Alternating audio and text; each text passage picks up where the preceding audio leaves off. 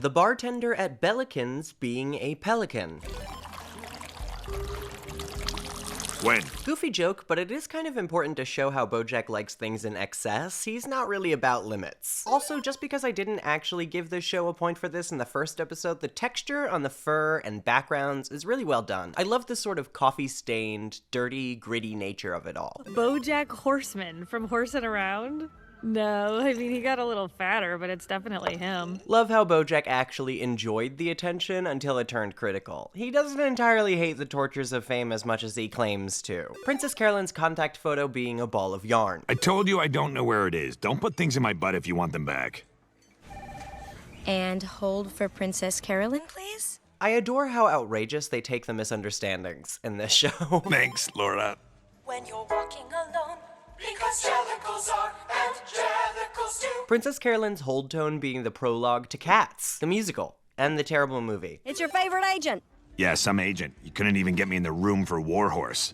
There were like 10 horses in that movie. I didn't need to be the Warhorse. Wild to think that the movie Warhorse even still happened in this universe, considering the plot. Do humans still ride them, or what? Okay, all right. There's no need to get... What, catty? Are you gonna say catty? I was not gonna say catty. All right, what were you gonna say? I was gonna say catty. Because you're a cat? Love the implication that people overuse puns relating to species in this world. Would definitely happen, especially with really obvious ones like this. Princess Carolyn playing with a classic cat toy during this exchange is also a nice touch. Laura, do not respond to him. Goodbye, Bojack. Excellent spoof for John Hamm. I have a right to be here. The fact that this can happen in this reality, like, is that okay to eat? Or did she just, like, straight up give birth, technically?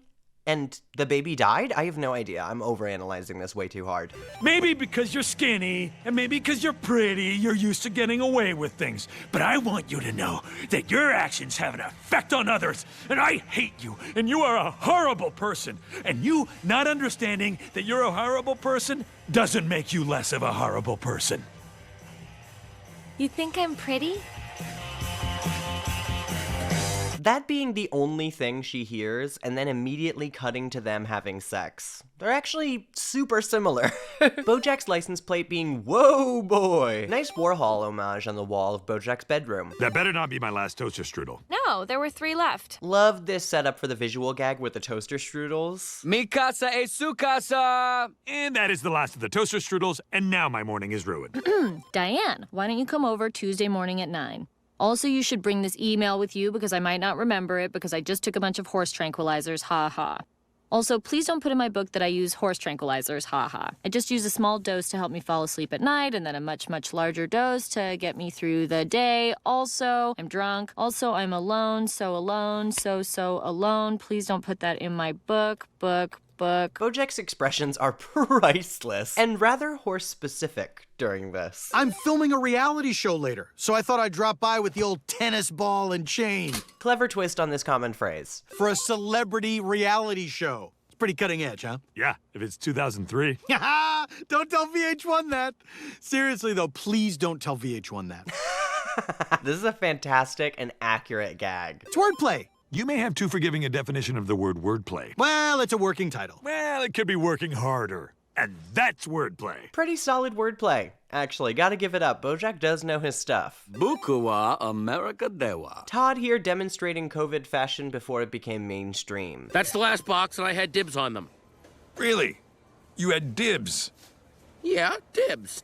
I just put them down for a second while I went to the bathroom. Look, I don't even want the muffins. I was just looking at them. But I gotta say, if you put muffins down, they're not your muffins. So what, I was supposed to take them into the bathroom with me? Wait, you didn't even put the muffins in a cart. You just left them out here. Gotta say, I think Bojack is absolutely right here, but I love how grounded and hilarious this discussion is. I don't want to get into a whole thing here. Then give me the muffins. No, because maybe now I want the muffins. Okay, but this level of pettiness is where things get a little intense. You think that because you're a pseudo-celebrity, normal rules don't apply to you? Pseudo? Would you say that to Eric McCormick? Look, And see, here's where I realized it wasn't even really about the muffins at all. Bojack felt slighted by this guy and despised how he acted as if he was better than him, in the right. Also, this rabbit is inspecting carrots. Classic. You're going to regret this, Bojack Horseman. This sound cue is so great. Another nice artistic homage to Henry Rousseau. Some people just find their bliss in this world. What was your childhood like? The Beatles. Extremely obvious yet welcome pun. I'm sorry it's not as good as the omelets your secretary makes, but then you're not married to your secretary, are you? well, maybe if my secretary also refused to get an abortion, I would be. Mommy, can I have an omelet? You're the birthday boy. Amazing how they're able to make this scene worse and worse with every single line that is said. It gives a ton of context toward Bojack's home life and childhood, especially with that abortion comment. Like, holy shit, they do not hold back. Hold on, I gotta take this. Hello? Hey, Bojack, I've got Princess Carolyn for you. It's urgent. Great, put her on. Just a sec, I'll see if she's available. I love the concept that Laura calls Bojack without even knowing if Princess Carolyn is available for a call. It's just like on her schedule, so she just does it anyway. The sloth and cheetah comparison is an excellent visual gag. I adore when shows just absolutely flub the last names and make them ridiculous for no reason. The fuck kind of name is Jumbo Grumbo? Here comes John Jumbo Grumbo in the comments. Also, MSNBC, top tier pun. Neil McBeal, a naval officer on leave from Afghanistan. Always cracks me up that as soon as he's on the news, he's suddenly in full uniform. He's still at the supermarket. Did he change there? Javon's is a creative blending of two real grocery stores based in California, but honestly is a much better name than either of them. Have you no shame, Bojack Horseman? Seen here sneezing at a Christmas party? Ah, the classic sneezing picture. I love how quickly they cut to it too. Like, this is the key photo of him they will always use. In the 90s, we laughed at your antics. Oh, how we laughed. Ha ha ha, we chortled in rapturous glee. But when you deny the dibs called by our men and women on the front lines, that is a sick joke, sir. A sick, sick joke indeed, and you'll forgive me if I chortle no longer. What even is this dialogue right now? It's so overdramatic. This episode definitely is so much better than the first one, especially with the humor. There is nothing the least bit funny about stealing a meal from Neil McBeal, the Navy SEAL. Excellent assonance. They're showing their knack for witty dialogue very early on, too. Wait, you stole muffins from a Navy SEAL? I didn't know he was a Navy SEAL. I just thought he was a regular kind of SEAL. Also, the fact that SEAL in this universe likely means actual seals. Bojack Horseman thinks that because he was on TV, that makes him better than everybody. Well, guess what, Bojack? Now I'm on TV. So now I'm better than everybody. That's right, Neil. Way to rise above, Neil. It's not even about the muffins. Stunning Matisse homage on the wall behind Diane. I enjoy how it's all different animals in the dance, too. Very nice attention to detail. What about you? Were you close with your father? Happy Father's Day, Daddy. What is this supposed to be, a lima bean? It's a heart. That's some shoddy craftsmanship, son. I tried my best. No, you didn't. You slacked off and took the easy way out. In this world, you can either do things the easy way or the right way. You take a boat from here to New York. You gonna go around the Horn like a gentleman or cut through the Panama Canal like some kind of Democrat? The canal? You go around the Horn the way God intended. More crucial context for Bojack's home life, and the politics that accompany it. I asked if you were close with your father, and you sat here in silence for 5 minutes and then said uneventful? You know what? This is a really good conversation, and I definitely want to keep having it, but I just keep thinking about the muffins thing, so... Very obvious way to convey Bojack's using this to distract from accessing his feelings, as he does with many other things in his life. Maybe we could put a pin in this thorough deconstruction of my past so I can put that other thing to bed before it spirals out of control. I had dibs! My dibs were on those muffins! Hilarious transition, though. Interesting reversal of roles in the ticker down there, too. And Cute Child Does Things on Internet is a nice gag that foreshadows the resolution to this whole conflict. Great reference to the song War by Edwin Starr.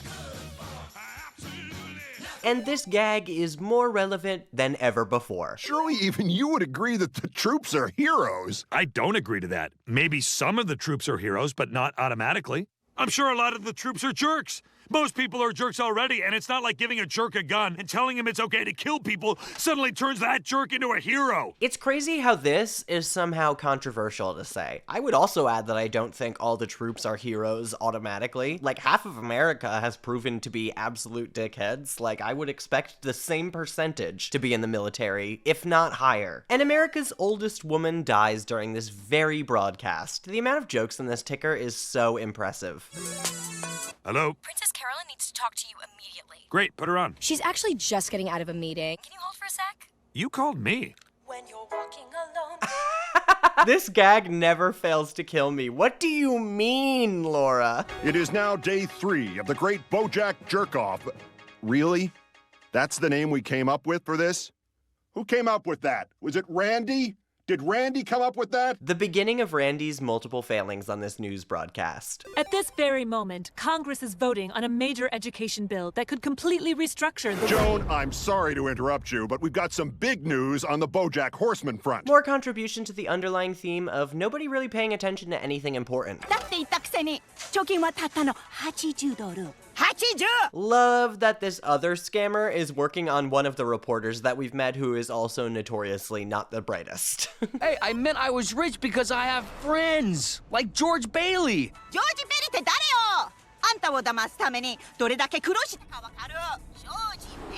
It cracks me up how frustrated she gets at his It's a Wonderful Life reference. Who the shit is George Bailey? Hello?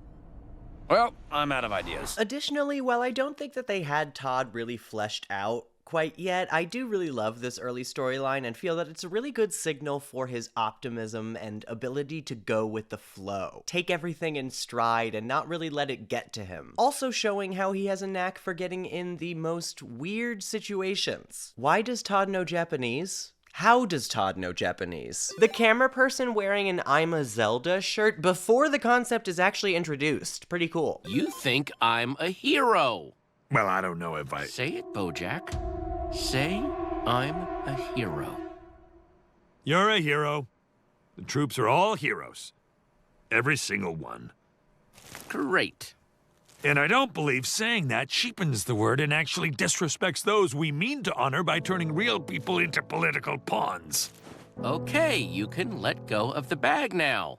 Also, I am not deeply ambivalent about a seemingly mandated celebration of our military by a nation that claims to value peace, telling our children that violence is never the answer, while refusing to hold our own government to the same standard. Holy hell, this commentary is amazing. Ever present and always relevant. I mean, Trump literally just started a war with Iran for no other reason than to distract from how shitty he is at his job and the fact that he's an actual pedophile. The US is kind of an absolute joke at this point, and so is our stupid giant military-industrial complex. We are not some sort of force that fights for freedom and liberates countries around the world as our government purports us to be. We bomb others, cause devastation, and then take what we want from the countries, because ultimately America is and has always been imperialistic in nature, and it's something that we need to root out of our culture and maybe focus on fixing our own citizens' problems before deciding to fight yet another war abroad for an arbitrary reason that does absolutely nothing to accomplish anything and only causes devastation and sadness. And finally, I don't! Hey, look! Mr. Peanut Butter got a bucket stuck on his head! Guys, where am I? Can someone tell me where I am? Hey, where'd he get that bucket from? Who gave him a bucket?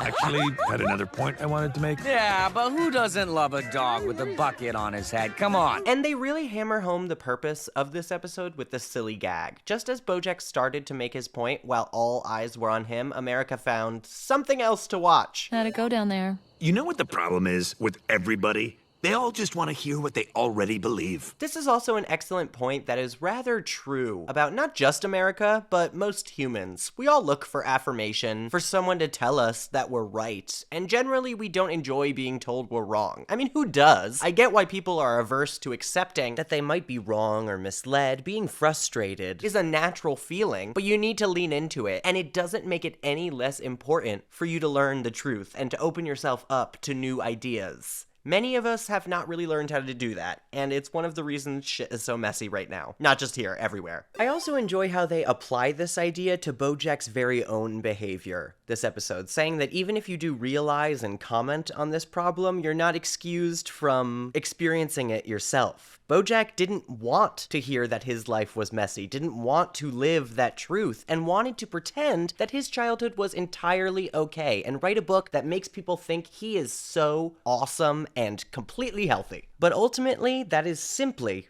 not the truth. You're not gonna make me look like an asshole, are you? I don't know. Are you an asshole?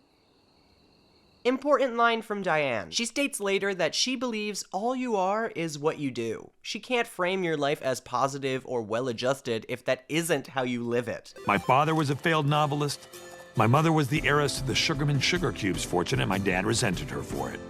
He used to make me cry with him while listening to Cole Porter records. Nice strong establishment for his parents' characters as well here. They really had their backstories planned out from the very beginning, and I appreciate that.